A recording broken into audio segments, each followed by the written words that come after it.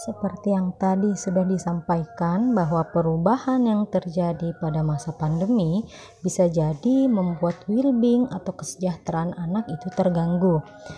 Di sini saya mengatakan bisa jadi, berarti tidak semua anak akan terganggu well-being-nya ya pada masa pandemi. Yang menentukan itu apa?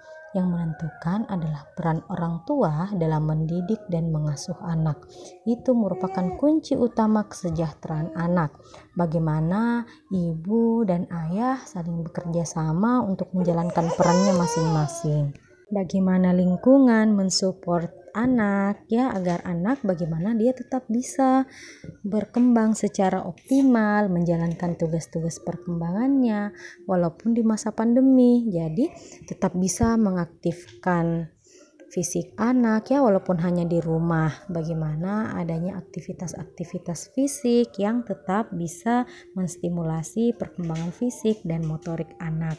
Itu salah satu contohnya. Apa akibat dari tidak terjaganya well-being anak selama pandemi? Akibatnya adalah tumbuh kembang anak itu bisa jadi tidak optimal ya. Baik aspek motorik, aspek sosial, aspek emosi, bisa jadi itu.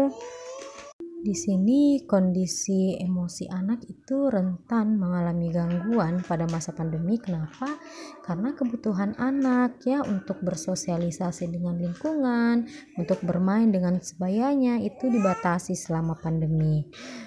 Kemudian anak lebih dominan menggunakan gadget ya, baik dalam pembelajaran daring maupun dalam permainan atau misalnya menonton video. Itu terlalu banyak umumnya waktu yang dihabiskan oleh anak-anak. Kondisi tersebut menyebabkan rentannya anak-anak mengalami gangguan emosi.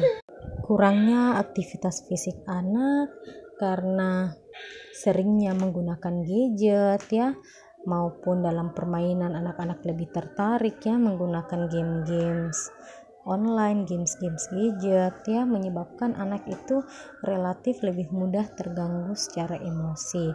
Anak lebih rentan mengalami stres karena kondisi anak yang overstimulasi ya, dimana area reseptornya itu mengalami overstimulasi khususnya pada area mata ya, sehingga indera-indera lain itu kurang terstimulasi.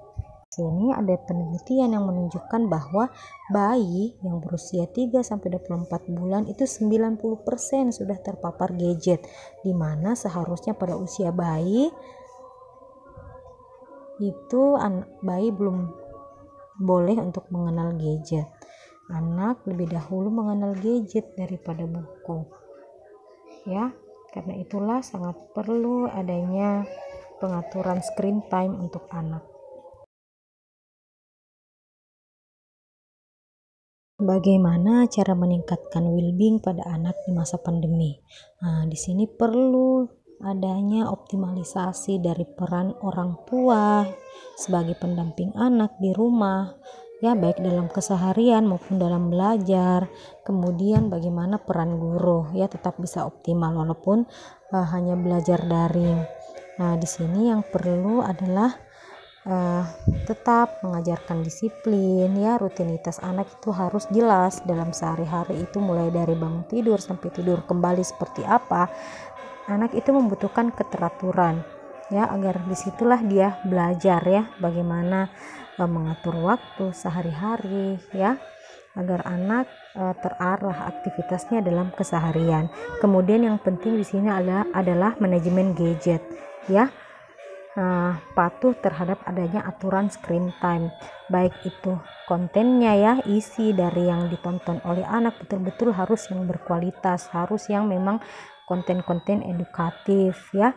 Kemudian pencahayaannya, usahakan cahayanya itu jangan terlalu terang ya, kalau boleh yang meminimalkan blue light ya, agar paparan radiasi ke mata anak itu lebih rendah. Kemudian durasinya ya, di sini durasinya ini bermacam-macam tergantung dari usia anak ya. Di sini ada aturan ya dari Kemenkes menyatakan bahwa bayi berusia 0 bulan sampai 1 tahun itu idealnya sama sekali belum boleh ada gadget. Kemudian di usia 1 sampai 2 tahun boleh gadget tetapi hanya dalam bentuk video call. Ya, itu pun hanya sebentar ya, hanya beberapa menit.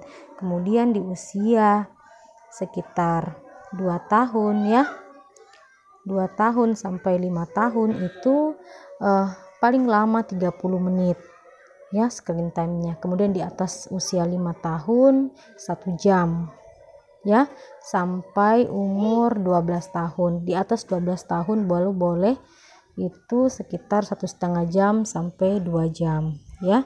Kemudian ada juga di sini pengaturan bagaimana sih agar tetap mata itu dapat berfungsi optimal ya. Ada metode 26-20 di mana tiap 20 menit nonton ya, melihat gadget itu istirahat.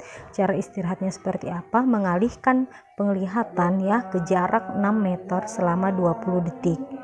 Ya, itu adalah salah satu cara untuk tetap bagaimana fungsi mata itu tetap optimal.